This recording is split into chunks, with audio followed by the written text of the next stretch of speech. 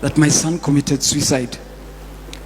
And he committed suicide on my veranda, and my 2 small children are the ones who found him. And they kept telling me, "Mami, come and see, kuna game mbaya chichi anacheza." And it was a Sunday evening and we had just had supper. And I thought that it was just one of his antics because he was a difficult boy. He became very difficult after he failed his Form 4 exams. And so finally, when they kept going and coming, and I was in my room. When I went outside, I found my son hanging on my veranda. And the most wicked sight in my life is to see his tongue hanging almost up till here. Because he had...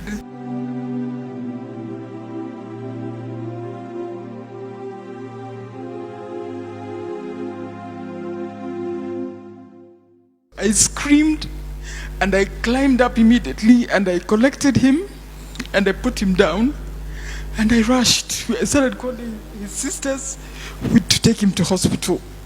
So we rushed to hospital, but when we reached there, the hospital told us that nobody actually was doing anything. They checked it. I told them to put him on oxygen because he was lacking oxygen and his fingers had become gray because there was no oxygen.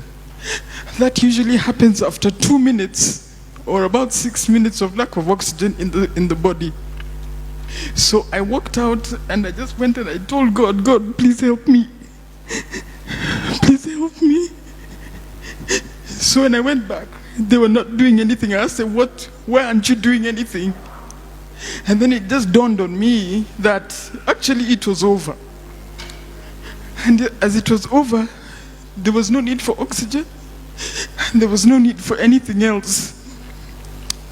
And so we had to wait there until we reported to the chief, reported to Embakasi police, and wait until about 3 o'clock when the police vehicle came to take my son and put him in a vehicle car and take him to the mortuary. That is the most wicked, hateful thing that you'll ever need to see. Youth, hakuna kitu ngumu sana ile huwezi kuongea. There is nothing. There is nothing so hard that cannot be discussed.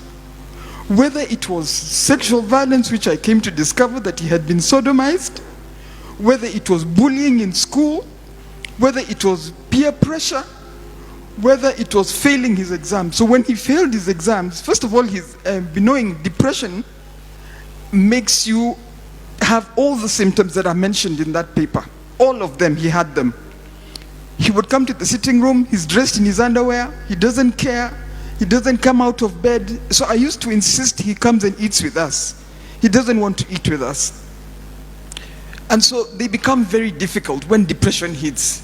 So recognize, please, when somebody starts shutting down, there's a problem.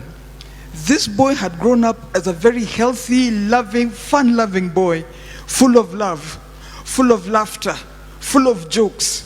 But something happened somewhere along the line, and he just started withdrawing. And I kid you not, within 6 months, he had committed suicide.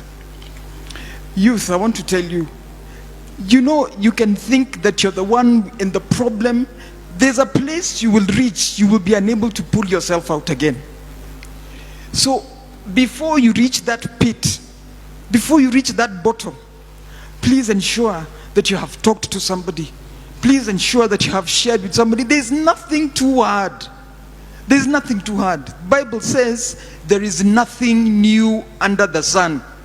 So anything that you're going through is not new. It has happened to somebody else and it can be solved. We buried my son, but now the after effects are the worst, because now I kept blaming myself. What didn't I do? What did I do? I tried to be as supportive as I wanted. He refused school. One day he just said, "Mami sirudi hiyo shule." And that was it. I had to look for another school for him to go to. And when he went to another school again, then he refused to attend lessons. And then he attends exams, and then he's shocked that he fails his exams. And so when we showed him his results and he came home with the results, he couldn't believe it, and that's when he started going downhill. So the sisters, his sisters, my children, all tried to encourage him to do other things. You can't sit. Do you want to go to driving school? Do you want to go to college? Do you want to draw? Because he was a very good artist. Do you want to draw? What do you want to do? We'll do it for you. He says, bado siko tayari, bado sijajua, I'll let you know. Then that day, he hung himself. But what it has happened, the after effects, is that thereafter, I'm the one who hit depression. I couldn't believe, I couldn't think, I couldn't eat. I couldn't think, how do you bury a 20-year-old son? A boy with mandevu? Somebody, how do you bury your son? Just how do you bury your son? In August this year, we went to fix his grave. And there's nobody who feels the pain apart from a mother, apart from a brother, apart from a sister. Nobody feels that pain. You might think that you're in a pit, but you're not. There is always help. I want to thank the government for making mental health a priority, because we would have lost so many.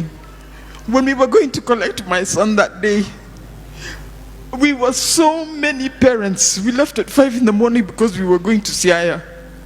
And I tell you, 6 parents were there because of suicide. 6 parents. And those that were in there that were waiting to be collected the following day, some were being brought in. We cannot lose youth for something that has got a solution. We cannot lose you who have got the energy to build our country for something that has got solutions. I beg you to engage with the processes that are available for us, for the options that are open for us, and please, so that you don't hurt your parents also. Because even when you go, the pain remains with us. The pain remains with the sisters, the pain remains with the brother, and the stigma that is associated with suicide. I personally don't care. I personally don't care what anybody thinks about me. And that is why I said that just to honor my son's memory, I will speak about mental health. Thank you very much.